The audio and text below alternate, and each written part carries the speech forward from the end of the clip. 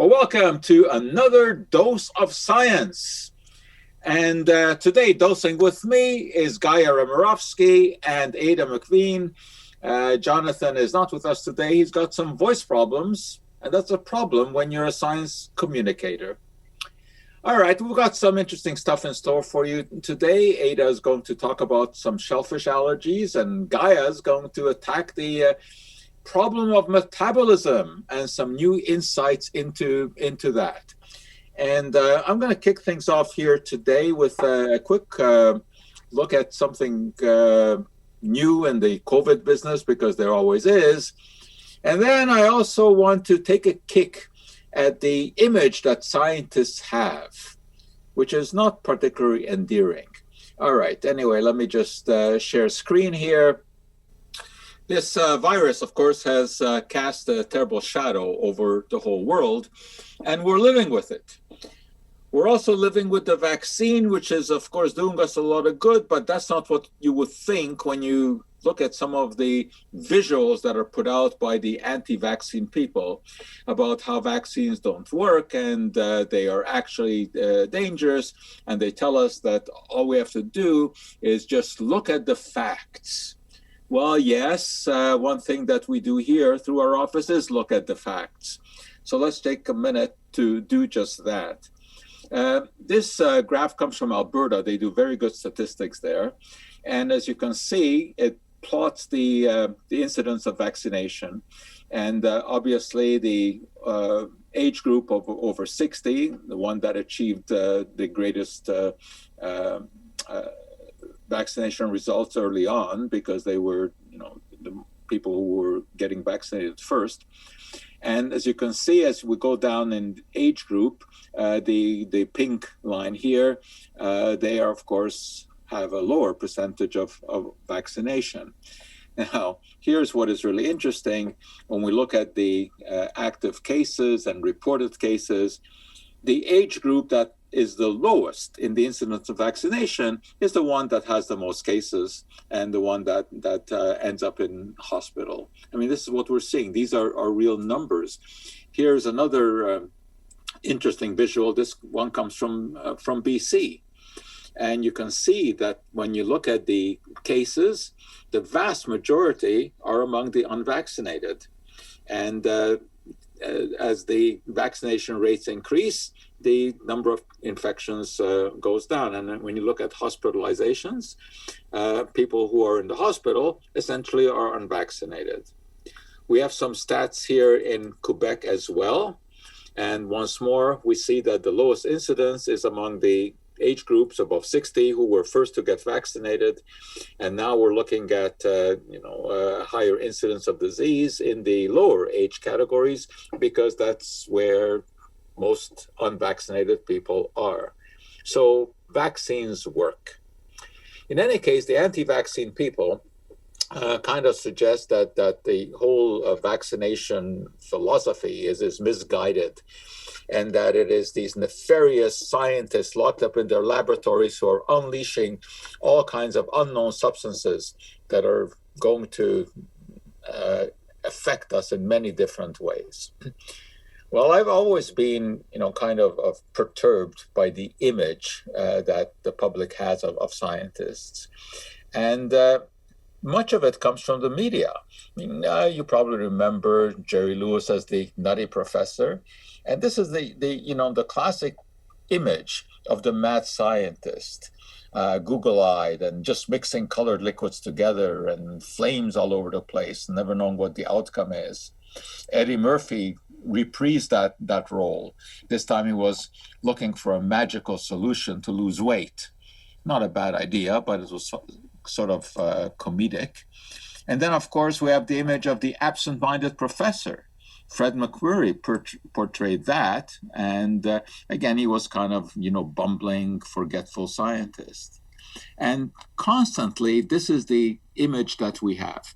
And this particular picture is especially memorable for me, because when my oldest daughter got into, I think it was grade 3, I thought that her scientific education should begin, and I asked her to go to the school library and pick up a book on science. And she came home with a book that had been recommended to her by the librarian at the school, and it was this book, Mad Scientist Riddles, Jokes, and Fun. For example, why does a mad scientist like sales? Because he's half off himself. Or how many drops of poison can the mad scientist put into an empty test tube? What's the answer, girls? As many as he wants? Nope. Only one, because after that, the tube is no longer empty, which is not bad, right? It's kind of funny, but why should this be in the guise of a mad scientist putting poison into a test tube? And then came this game that I bought purely because I thought I must have something like this. Mad Scientist Monster Lab. You can make disgusting, gross monsters and sizzle the flesh off their bones, just like we scientists do in our lab every day. So what you get in this kit is a skeleton that you put together like that. Snaps together, not even anatomically accurate, of course, if you look at the knee joints, for example. And then you get this goop, this Play-Doh material that you mold around it.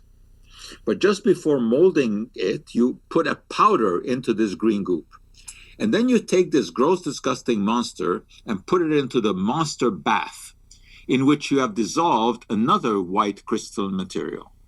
And then you watch as the monster sizzles away. Well, it doesn't actually sizzle away. The flesh slowly drops off to the bottom and you get some bubbles, and that's it. That's what it does. There's no point repeating it because this is the only thing that this toy, which at that time cost $25 many, many years ago, that's all it does. So what is this secret experiment of monstrous proportion? Turns out that it's pretty easy to figure out what it is, because here are the powders that you mix into the flesh and into the water. And I'm sure you've already guessed, you turn this around and you get citric acid and baking soda. They join together to form carbon dioxide gas.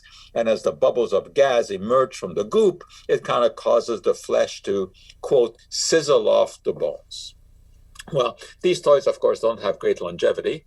And by the next Christmas, it had been replaced by Dr. Dreadful Lab with the same chemistry, again mixing baking soda and vinegar. You got bubbles, but this time it was to make these beverages. And here are the little mad scientists just enjoying the havoc. Now, the reason I bring this all up is because I often like to look historically at these kind of things and ask the question, how did this happen? Where did this image of the mad scientist come from? Well, I'm going to lay the blame here at the feet of this lady, who I'm sure you recognize. That is, of course, Mary Shelley, the creator of Frankenstein. Well, the first myth, of course, is that this is not Frankenstein. This is the creation, and in fact, in the book, he is never referred to as a monster. He's always referred to as the creation. But he is not Frankenstein. He is Frankenstein, the creator, Victor Frankenstein, portrayed in this 1931 classic movie. Boris Karloff, of course, was the star of that one as the creation, or as they called it, the monster. And Frankenstein was not a doctor. He was just a student, a medical student, who was very perturbed when his mother died and started wondering about whether or not it was possible to bring people back to life. Well, how did all of this story get started? Mary Shelley was married to Percy Shelley, the poet, and they went on vacation to Switzerland, where they joined Lord Byron in a house that Byron had rented in Switzerland.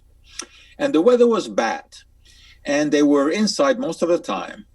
And one night they just started talking about what they could possibly do, and they hatched the idea that each one would try to write a ghost story to see who could write the scariest one. Well, it turned out that the night before this, they had been locked in a conversation, Shelley, Byron, and Mary, discussing all kinds of things, including galvanism. And this is recorded by Mary Shelley. That really happened. They talked about the work of Luigi Galvani, and of course his famous experiment when a frog suspended from metal, a brass railing, was touched with another metal, and all of a sudden the frog legs began to quiver, and Galvani then hatched this idea of animal electricity and was able to basically make the nervous system of a frog quiver by joining different metals to different parts of the anatomy. This was pretty interesting, a dead animal or part of a dead animal all of a sudden seemingly coming to life. And Giovanni Aldini really was taken with this idea, and he pushed it further. He didn't experiment with frogs, believe it or not. He experimented with people, dead people. He took corpses, applied electricity, and of course was able to stimulate the nervous system, and sometimes the corpse would actually open their eyes. And you can imagine how frightening this was to people who saw such experiments because they were publicly performed. So anyway, there were discussions of this the night before. Mary Shelley took pen and paper and began to write the classic story of Frankenstein, starting out with "It was on a dreary night." Now, there is not much description of science in the story. In fact, when you see here, I might infuse a spark of being into the lifeless thing, I think that was just poetic words. She didn't really mean, I think, any kind of electrical equipment, as was later portrayed in the film versions. Anyway, the first edition of Frankenstein, which obviously today is extremely, extremely valuable, also had the first picture of the creation. And as you can see, very different from the image that most of us have now of the so-called Frankenstein monster, because that image is the image that Boris Karloff created in the classic movie. And that movie was a big hit. And it wasn't all that true to the story, but nevertheless, it was a pretty good movie. And as you can see, the byline here, the monster science created and could not destroy. That actually was a pretty good description of what Mary Shelley was trying to do, because she was worried that sometimes science could go too far and the consequences would be unexpected. So it was really not a monster story at all, Frankenstein. It was kind of an interesting look at what might happen when science treads on ground where perhaps it shouldn't. But that's what created the whole story of, mad scientists, etc.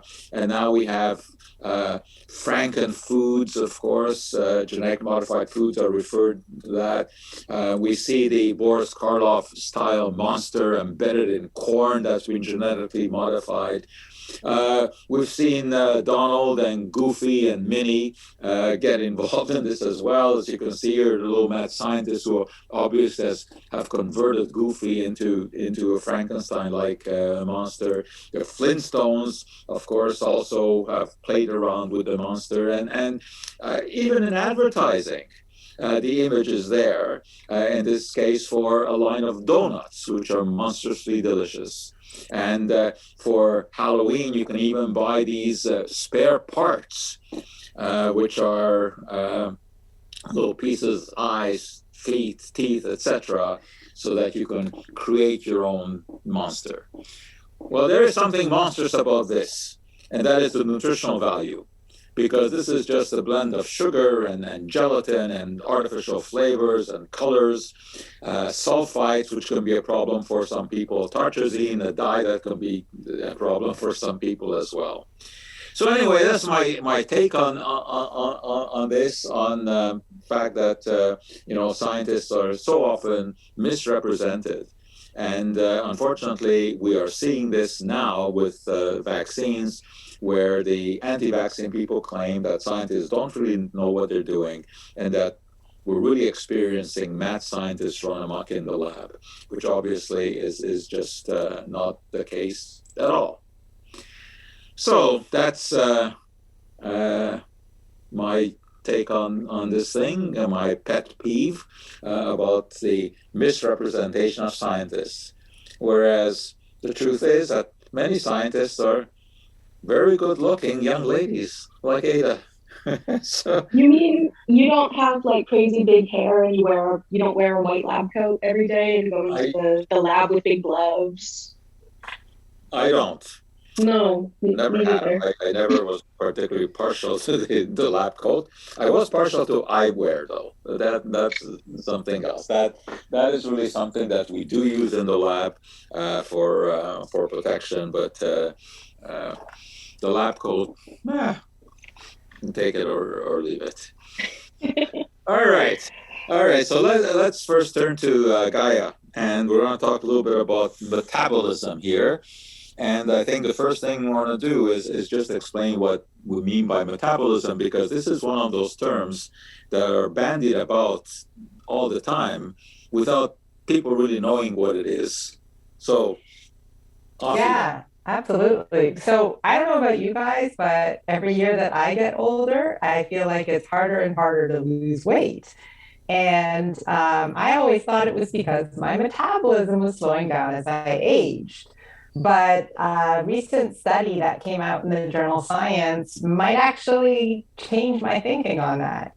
So the study, it was done by an international team of scientists, and it was looking at the average number of calories burned by about just over 6,600 people, ranging in age all the way from a week old to up to 95 years old. And they looked at these people going about their daily business, and these people were from 29 countries around the world. So a very comprehensive study. So traditionally, when scientists look at metabolism in humans, they look at something called the basal metabolic rate. And what that is basically the energy it takes your body at rest to just stay alive. So to do things like breathe or digest your food or pump your blood. That's kind of the baseline energy you need just to be here. But often what people forget is there's also a lot of other stuff that is burning calories, just going about your daily life, cleaning the house, walking the dog, working out, even just thinking hard can burn calories that you might not be thinking of when you're at rest. So that kind of metabolism is considered the total daily energy expenditure. And so the first type, the basal metabolic rate, really only accounts for 60% of the energy your body needs to keep going. And so that other 40% is kind of often forgotten in studies. So what this study does is it's trying to really look at the total picture of what you need to burn and how much energy you need to burn going about just your normal life. And so I think that's what's really exciting about this study. And traditionally, the way to do that is you use something called doubly labeled water. And what this is you take water molecules and you replace the hydrogen atoms with a heavier form of hydrogen that has an extra neutron. And you do the same with the oxygen. You take the oxygen, replace it with oxygen 18, which has two extra neutrons. And of course, it's done by mad scientists. Of course, yes, in the lab with colorful liquids. And then you give the participants the water to drink, the doubly labeled water to drink, and then you measure it in their urine. And you're trying to look at how fast the body clears that water. And so that technique has been used since the 1980s, and it's very safe and very precise, but also, unfortunately, very expensive. And so what this study did was it took data from experiments that use this technique from all over the world over a long period of time, and they put all that data into this big database that's hosted by the International Atomic Energy Agency. And what they did was they looked at this treasure trove of data and they discovered that there's actually 4 different phases your metabolism goes through over the course of your life. And so in the first phase, you're looking at infants. So in the first year of life, infants burn crazy amounts of energy because they just need to stay alive and to grow so quickly. And so by the time you're at the end of your first year of life, you're burning 50% more calories than an adult. So that obviously is not that sustainable. So that brings us to the second phase. So after the end of your first year, all the way up to your 20s, your metabolism slowly declines about 3% per year. Then you get to the third phase, which starts in your 20s and goes all the way to your 60s. And this is the surprising one. This one, they found no change in metabolism whatsoever. And it wasn't until your 60s that your metabolism once again slowed down, but this time much more slowly. It was only decreasing by about 0.7% every year. So that by the time you're 95, you're burning about 26% fewer calories per day than, say, someone in their middle age. And so, often people blame weight gain and slow metabolisms on, oh, I'm losing my muscle mass. Or in my case, oh, well, I have less muscle than my husband, or, he's bigger than me. So, of course, our metabolisms are different. But this study controlled for all those things. It controlled for gender, it controlled for body size and body mass, and didn't find any of those differences. And so, even during times of high energy, like when you're pregnant, for example, still no change to the metabolism. That was really surprising. And it's kind of changing the way we're looking and thinking about metabolism. I guess one thing that, they did see was obviously when you hit your 60s, they're seeing that slowing of metabolism. So what's going on there? And the researchers think there what's happening is your cells are just simply slowing down because you're getting older. And so that could explain why your organs start to work less efficiently and why we're more prone to chronic diseases as we get older. Now, they did find some individual variation. So there were some people who had 25% lower metabolic rates than someone else of the same age, and some people had up to 25% higher metabolic rates. But ultimately, it didn't really matter at what point you started, you still went through these same 4 phases. And so I guess, the question is, what do we gain from all this? Well, obviously, there's still a lot of questions. We still don't know a lot about how our metabolism works, but this gives us a little bit more information to go on and can help us make decisions about things like our diet and exercise. But I think even more importantly, it tells us we have to use metabolism when we're thinking about tracking and targeting diseases, particularly over the span of our lives. But I know just for me personally, I guess it means that I can't really blame my age for my, inability to lose weight, at least not until I turn 60. Well, that's the thing. Between 20 and 60, as you said, it basically stays the same. But we know that people do put on weight in that period. So don't blame your metabolism. Blame the amount of food you take in and the lack of exercise that you do. Yep, the number of hours I say seated in my chair. Yep. Oh, yeah. Also, we should explain something about this burning calories, because that's always confusing to people. A calorie is not a thing that can be burned. You can't burn a calorie any more than you can burn an inch or a foot. Calorie is a measure of energy that is released when you do actually combust things in your body, but what you're really burning are the fats, the proteins, and the carbohydrates. And when you do that, you release energy. That energy is measured in calories. But it's kind of become, standard talk to refer to burning calories. Okay, very good. All right, we're going to switch gears here to Ada and allergies. Yeah, I mean, there are still calories in my topic. So it checks out. Let me just share my screen. Okay. So basically, I was doing a little bit of reading about shellfish allergies because I have a shellfish allergy. And I realized that there's some kind of interesting cross-contamination. So, I mean, people understand that if you can't eat shellfish, you can't eat a pretty wide plethora of things that we call shellfish, from shrimp to mussels, lobsters to octopus. But there's also a few other things that are widely thought to cause reactions. And so I wanted to just look into the validity of those. So, as I was saying, shellfish isn't one species or one thing. It's not a real term. It basically means edible sea creature that isn't a fish. And so it's a common term, kind of the same as berry is a term in botany. And shellfish allergies, so to some or all or usually a subset of these types of creatures, they're really common. They're between 0.5 and 2.5% of people worldwide are affected. And so they're one of the most common allergens. So it's very important. And what all these creatures do have in common is that there are certain proteins that can cause allergic reactions. One of the most common one to cause a reaction is tropomyosin, which it's found in humans, it's found in animals, it's found in shellfish, it's found in lots of places. And it's this like thin little band here that helps to pull and contract these actin molecules, and those are parts of our muscles. So it's just a protein that helps us use and move our muscles. Unfortunately, it's also very bad for lots of people. So, sorry.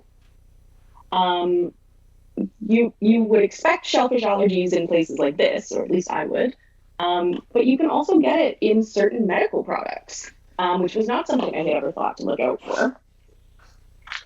So you can get two different products I've highlighted here. There's a few others, but these are the common ones. So glucosamine supplements, they're largely used to help treat arthritis, pain in the joints in humans and companion animals, racehorses. The evidence is spotty, so that's not what we're here to talk about though. But because it is derived from the shells of shellfish, there's a widely thought concept that it could cause a reaction, just like somebody eating shellfish. And so a couple different studies have looked at that. And essentially, they just either do a skin prick test with glucosamine, or they just feed people glucosamine supplements and then wait to see if they have an allergic reaction. Because not every scientific test has to be complicated. Sometimes you just have to give someone an allergen and see if they're allergic. And in all of the published studies I could find, there have been exactly 0 reactions published in relation to either these bandages, which are called chitosan branded bandages. The brand name is Hemcon. And they're very widely used in the military. They're very, very, very effective at stopping bleeding. But unfortunately, they use these shell-derived powders. So there was worry that there could be reaction, but thankfully, we have a 2011 study done on a military base that showed no reaction in 10 people who have a known shellfish allergy. And similarly, we had a 2006 study and a 2004 study, both of whom tested glucosamine on patients with shellfish allergies, either giving it to them or the finger prick test or the skin prick test rather, and they had no reactions. So you can rest assured if you're allergic to shellfish, you don't need to be worried about the bandages or the supplements that you might need to take. What you do need to be worried about though are crickets, because as edible insects are continuing to be integrated into our food and our meals, the risks for those of us that are allergic to shellfish are just getting more and more, especially because so many of the products, because like most of us don't really want to eat insects. So most of the products use like cricket flour, cricket meal, things that they take away a bit of the unsavory part of eating bugs, but they also take away the part where you can see that you're eating a bug. And so you don't necessarily think to check for it. Certainly, it was not something I had ever thought of until I ate something with cricket flour and I had an allergic reaction. I had to work my way back here to try to figure out how on earth I could be allergic to something I'd never eaten before. But yeah, it's absolutely just the same allergens that are found. So there's a few different allergens, but we've talked just about tropomyosin, the most common one. And just in general, the kind of takeaway as I poked into this research is that we don't really know that much about the allergens in edible insects. There's been a few papers published in the last couple of years and reviews that basically point out that there's widespread examples of allergic reactions to things like mealworms and crickets, and even I forget what they're called, that make the cochineal red. But just because I guess it's not a significant enough portion of the population, it's not something that we've studied too much. But shellfish allergies are going up as more people eat shellfish and become allergic to it. And the amount of bugs that are being eaten is going up. So this is something that we're going to have to reckon with sooner or later. I have a fish allergy, and people constantly assume that just because I'm allergic to fish, I can't eat shellfish, which of course is not true. You can have fish allergy and no shellfish allergy, shellfish and no fish. Some unlucky people are allergic to both, but that's rare. So anyway, if someone's having a party and they want to invite Ada and me, no shellfish and no fish. Yeah, I don't eat meat anyways, so this isn't so much of an issue for me, but I could see it being a big issue for others. Well, I'm curious why you wouldn't require tests like that before releasing a product with, say, crickets. That that Health Canada, for example, wouldn't require proof of that there is no allergenicity if it's a newly released food product. So, I mean, for food products, it's interesting because I was reading, there's the, sorry, my brain's not working. There's the message at the bottom of the packaging that we're all used to seeing, like may contain milk, may contain tree nuts. So if it may contain shellfish, they have to put that there because it's one of the big 8 allergens. But you don't have to if it's like crickets or cricket flour, because people treat it as a shellfish allergy when really it's more of an allergy to certain proteins that happen to be found in shellfish. Yeah, allergies are nasty things. I mean, a lot of the time it's just an annoyance. You might get scratchiness or itchy, etc. But I mean, obviously, it can also be life-threatening. And this is, if you want to talk about vaccines, I mean, that is one issue with the vaccine. It is possible to have an anaphylactic reaction. It's very rare. It's very rare, and it's certainly no more with the COVID vaccines than with any other vaccine, but it can happen. I think it's also, it's very important to point out that in the vaccination context, no one ever says that it's 100% safe. We never say that about any kind of medical intervention. Mm-hmm. And so, yes, it is possible to have some sort of reaction, but the criminal aspect there is blowing that out of proportion. And just because, a tiny, tiny, tiny percentage of the public has some adverse reaction doesn't mean that you fear the vaccine. Everything has to be looked at in terms of risk-benefit ratio. And as I said at the beginning, I mean, there's just no question. You look at the data and the benefits outweigh the risks. But nobody says that there's zero risk associated with the vaccine. Of course there isn't. Okay. So we've covered a lot of topics here today. We've gone all the way from Frankenstein and the worries that I have about the image of scientists. And we looked at metabolism, cleared some of that up, and also with Ada's story about allergens. I think we've all learned something. I didn't know about the crickets, that the crickets have the same protein as... Hey, that's your dose of science for the day. That's my dose of science. And I actually have crickets here to eat. I've had crickets before. They're not very good. No, they're pretty bitter, actually. Yeah.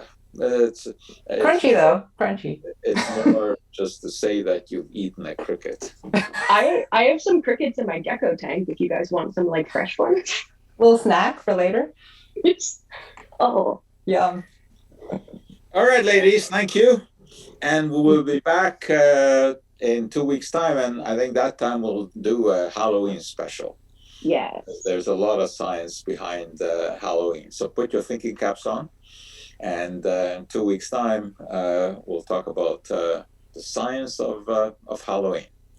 So anyway, thanks very much for being with us today. And hopefully you've had a good dose of science. See ya. Thank you. Bye, guys.